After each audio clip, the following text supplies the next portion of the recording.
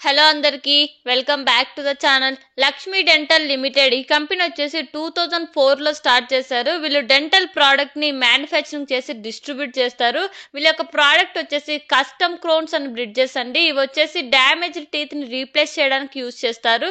Clear aligner straight చేయడానికి teeth ని use చేస్తారు. అండ్ వీటితో పాటుగా thermal forming sheets, pediatric dental product, tagless and brand product, వీటికి సంబంధించిన ప్రోడక్ట్ ని వీళ్ళు మ్యానుఫ్యాక్చరింగ్ చేస్తారు. అండ్ వీటితో పాటుగా వీళ్ళు డిజైనింగ్ నుంచి డిస్ట్రిబ్యూట్ దాకా ఎండ్ టు ఎండ్ సర్వీసెస్ ని ప్రొవైడ్ చేస్తారు. నెక్స్ట్ కంపెనీ ఒక మ్యానుఫ్యాక్చరింగ్ ఫెసిలిటీ వచ్చేసి 6 ప్లేస్ లో ఉంది. ఫస్ట్ వచ్చేసి ముంబై, బోసార్, కొచ్చి, ఢిల్లీ, బెంగళూరు, అహ్మదాబాద్.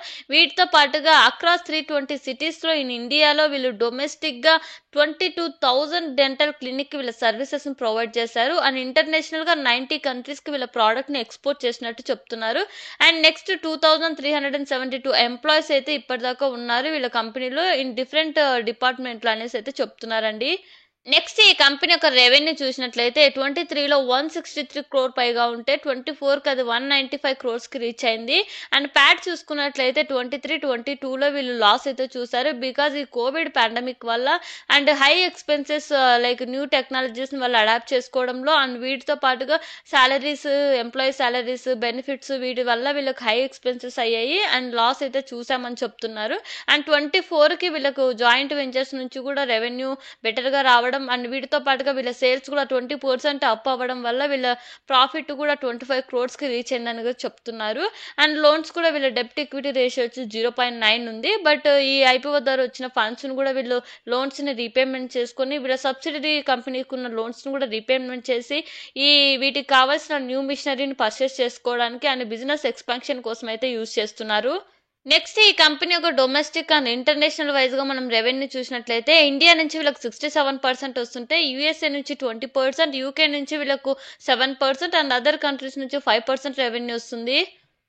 నెక్స్ట్ ఈ కంపెనీ ఒక ఇయర్స్ తో కంపేర్ చేసి చూస్తే Poly Medicure in terms of revenue better గా పర్ఫామ్ చేసినప్పటికీ return on equity and margin ప్రకారంగా చూసినట్లయితే లక్ష్మీ డెంటల్ లిమిటెడ్ బెటర్ గా పర్ఫామ్ చేస్తుందండి.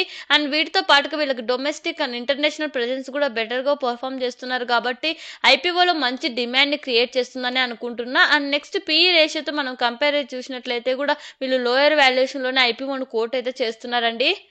ఐపీఓ డీటెయిల్స్ విషయానికి వస్తే జనవరి 13th ఓపెన్ అయ్యి జనవరి 15th క్లోజ్ అవుతుంది. ఫేస్ వాల్యూ వచ్చేసి 2 per share అండి. ప్రైస్ బ్యాండ్ వచ్చేసి 407 to 428 per share. Lot size వచ్చేసి 33 shares. ఐపీఓ ద్వారా వీళ్ళు 698 crores రైజ్ చేస్తుంటే 138 crores వచ్చేసి fresh issue. Offer for sale వచ్చేసి 560 crores అండి.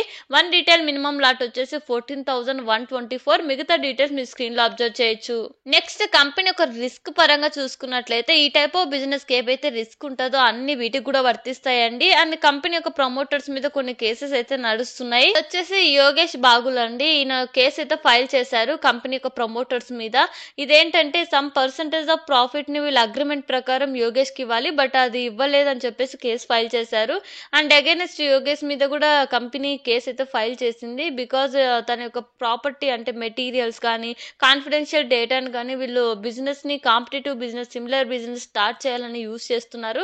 సో దీని పరంగా కూడా కేసు అయితే ఫైల్ చేశారు అగైనెస్ట్ యోగేష్ మీద కూడా కంపెనీ. సో ఈ 2 కేసెస్ అయితే నడుస్తున్నాయి. దీనికి సంబంధించిన అప్డేట్ కూడా ఆర్హెచ్పీలో అయితే మెన్షన్ చేయలేదు. So long term point of వ్యూలో ఇవన్నీ మేనేజ్మెంట్ ఏం డిసిషన్ తీసుకుంటుందని అబ్జర్వ్ చేయాలి. నెక్స్ట్ గ్రే మార్కెట్ ప్రీమియం వచ్చేసి 38% అయితే మెయింటైన్ అవుతుందండి. ఇది చేంజ్ కూడా అవ్వచ్చు. ఇది జస్ట్ ఎడ్యుకేషనల్ పర్పస్ కోసం మాత్రమే మెన్షన్ చేస్తున్నాను.